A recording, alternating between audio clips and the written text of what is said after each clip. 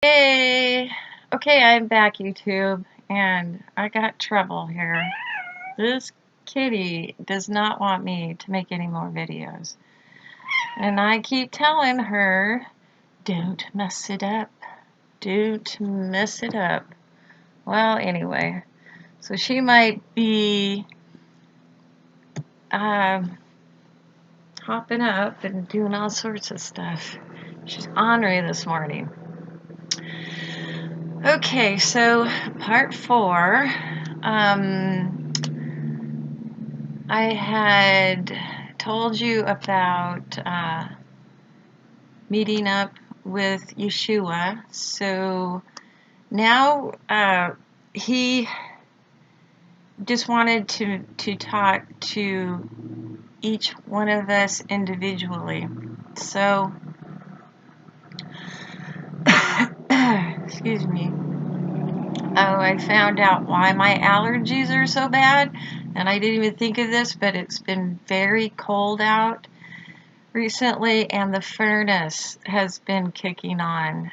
And I wake up in the morning, my eyes are bright red, watering, and I'm just like, Anyway, that shall pass because then everything, everything will be blown through or whatever. So anyway, he wanted to talk to us individually, so we were kind of fighting over him. He sat down on a bench that was in the garden.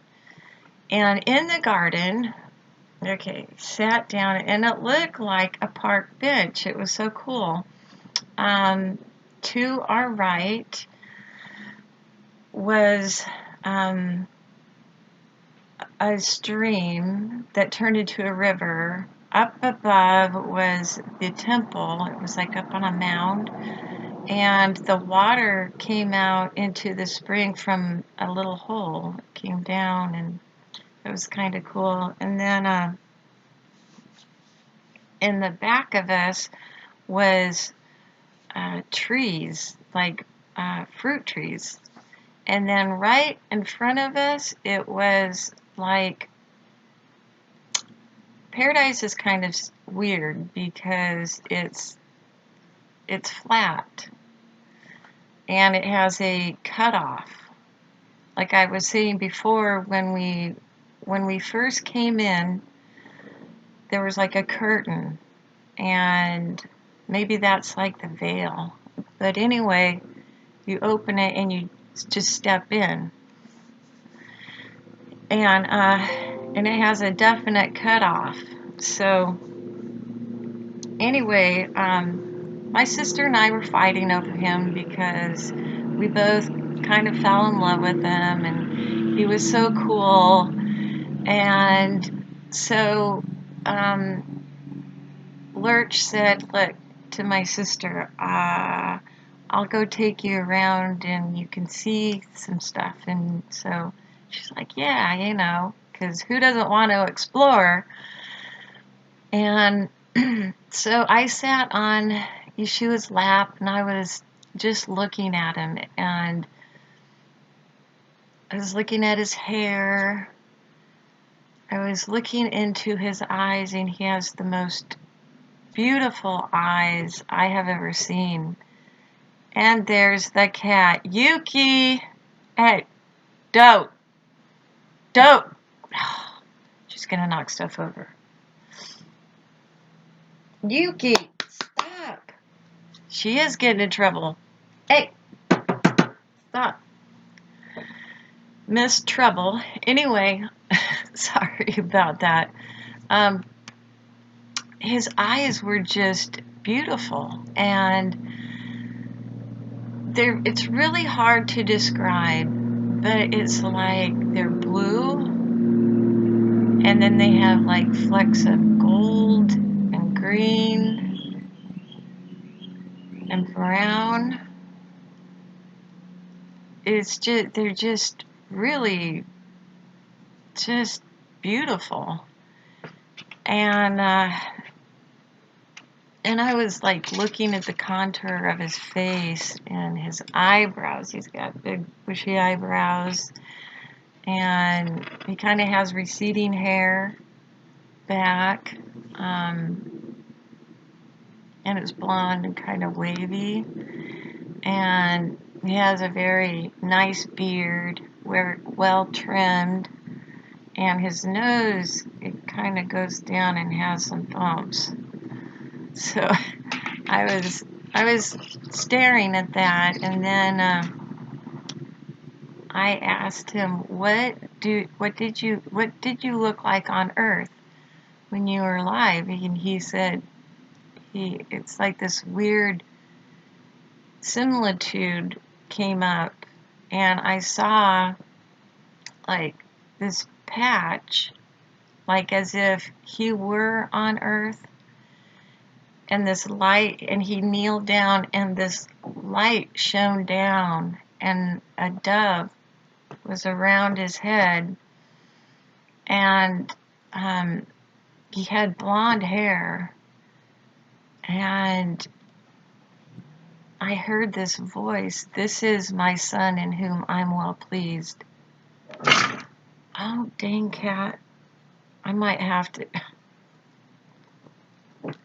Oh. Anyway, so then we went back to talking, and he started showing my timeline and just things that led up to where we were right then. And then he asked me, he can ask me anything, and I said, well, when am I ever gonna see my real mom again? And he said, yes, when she turns 50. I didn't know how old she was, so that was an interesting mark when I did find her, and the first thing I asked, how old are you? So, Kitty,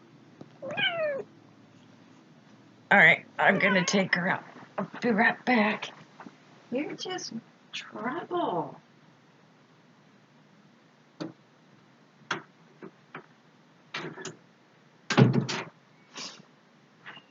Okay, so,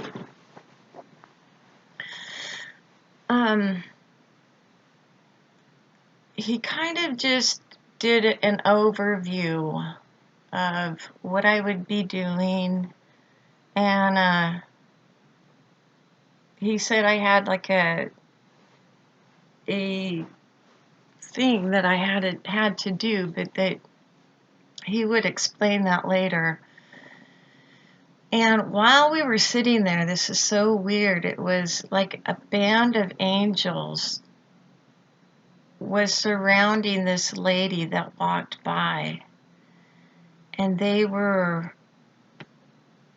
kind of hush hush, and they sat under a tree by us, and I was wondering what that was. Well, later on in my life, I met that woman. Isn't that weird? And I told her what I had seen, and she goes, oh my gosh, that was me. And it's weird how these correlations and everything in my life are all coming together. Well, then it wasn't, too much in detail or anything. So Candy, my sister, came back, and I went with Lurch, and he took me up to the temple and into the gate, and it was like we were walking on a gold road. It was like see-through, but shining up, not down. It was like shining up.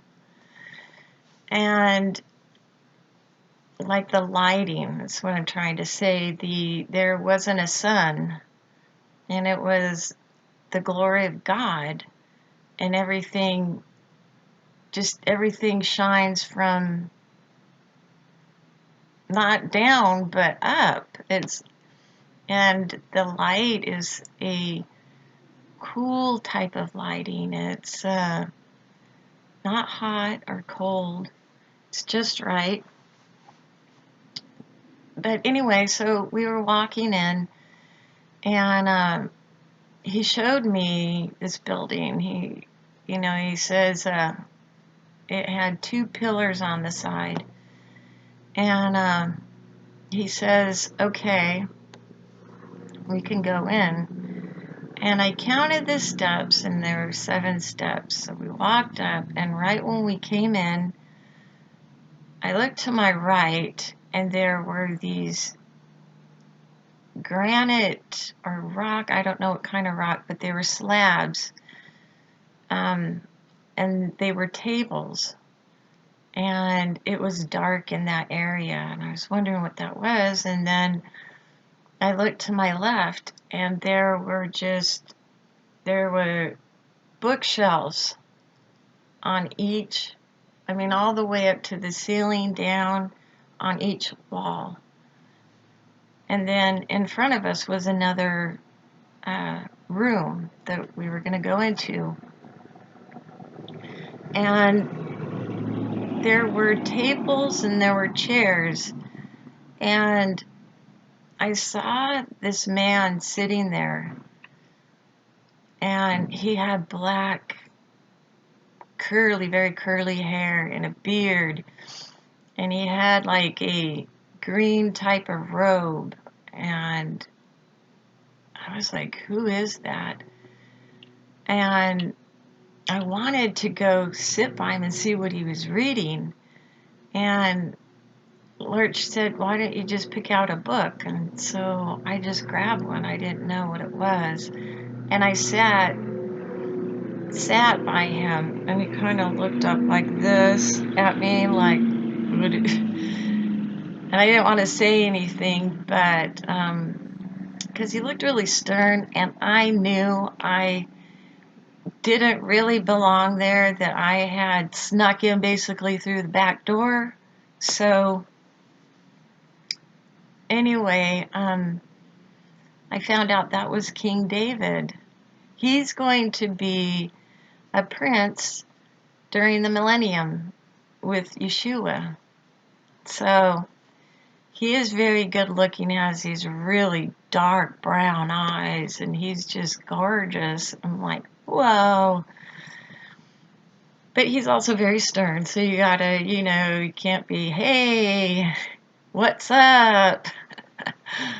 Anyway, I still had my book with me, and I looked over to the right, and there was like this butler guy with holding a platter. Got lots of planes coming over. Anyway, the silver platter, and he walked up to King David, and he opened the lid, and there was some meat there, and he took like a little bit of it and ate it, and he nodded okay. And then the butler guy went into the next room. And that was very strange, because in the millennium there isn't any flesh. And if that were some sort of sacrifice, I don't know. I think it was probably symbolic of something. I don't know. But so it was time to leave and go into the next area, and it was a big arched type entry. We walked in, and the floor was just shining up. To my right were like closets, and to my left were closets, and in front of me was the temple. It was like in a box. Trying to think. It was kind of weird, hard to describe, but the closets were linen, and in that area, um, you would wear a different kind of clothes. You would wear like a white gown, and it comes totally down to your feet. I saw some people walking in, and they were coming in to give praise to God. And there were these hats. It looked like, Chef Boyardee, the hat? That's what it looked like. This went up like that. And it was puffy. And in those linen closets were also like silverware and stuff like that. And everybody came in, and it was like this light came from the floor up, and then it shot out the windows. And in that light was music and love and healing. I wanted to stay there. It was just so awesome. And they were finished, and then they left, and then Lurch says, well, let's go upstairs. There was, I guess it would be fourth level, because on the first level was like the temple. The second, third, and fourth are chambers. And he took me to my chamber, and I'm sitting there. It's like a door, and they were all opened up. All the doors on both sides were opened up. And so we walked in, and to my left was a desk and chair and a pen, and it was just waiting for me. Straight ahead of me were these arched windows, and you could look out and see below like a walkway and palm trees, and the breeze was coming in, and I could see just a little bit of the blue ocean. I was like, oh my gosh, this is beautiful. And to my right was a little twin-size bed, and I looked at the bedding on it, and I noticed, remember when I was telling you about those little blue flowers that I saw at first? Well, they were like a print on there. And I was shocked, and I said, wow. And he said, well, God knows what you like. And so he made that for you. And I'm just like, wow. I still had my book. And so I laid down on the bed, and I like cracked it open. And it's so weird because it was like I absorbed it, and I was in that moment where what was happening in the book, it was kind of like traveling there in a weird way, but in a deep sleep. Lurch said that we had to go because if I stayed in that room any too much longer, that I would go into a sleep. And I could feel how heavy I felt, and I don't think it was time to be in that area yet because I wasn't ready. Anyway, we went to the next chamber, and I looked in, and it was dark, and it didn't really look like mine, although there was a desk and a bed, but it looked different. And then as I walked out of there, all the doors slammed shut at once. Boom. And it made the boom, and I'm like, whoa. So I don't think it was ready yet to go into there until the millennium. And we walked down the stairs, and we were walking out. Let's see what time it is. Okay. And we went into another building. This one had like a lot of steps. And I was trying to count them,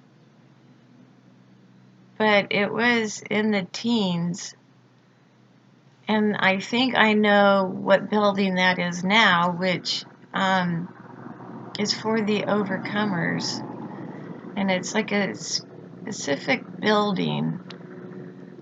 When you walk in, it has all these pillars all over, and there's windows, and light comes in through that way. And then there is a room, and Candy had met up with me at that point, and we walked into that little room, and in that room was another room. It had like a purple curtain, and it had like a bench, I guess, where you'd sit. And my sister walked through around into, she pulled out the curtain and walked past into this other area. And that, for some reason, I was just really interested in testing the fiber, see if I could tear it. I mean, I was a rebel. Oh my gosh. And I was trying to tear it. And one of the Zoe came in, the lion, and he's like, have reverence. And he kept saying that he had eyes all over his body and wings. And I was fascinated with him, and I wanted to pet him, but I was afraid of poking an eyeball. And he kept saying, have reverence. And I'm like, oh, okay.